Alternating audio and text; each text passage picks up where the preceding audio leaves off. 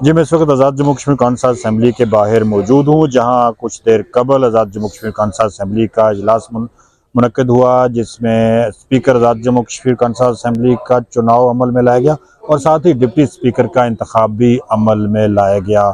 आज के इजलास में क्या हुआ, आइए आपको तफसीलात से आगाह करते हैं। आज़ाद जम्मू कश्मीर कौंसल असम्बली में स्पीकर और डिप्टी स्पीकर के इंतखाब का मरला मुकम्मल हो गया है।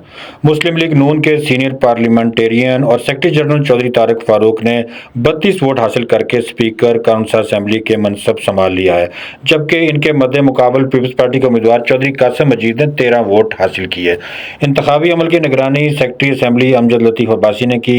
मजमूई तौर पर 46 अरकान ने इंतखाब में हिस्सा लिया, ताहम एक रुकन का वोट मुस्तरद हो गया।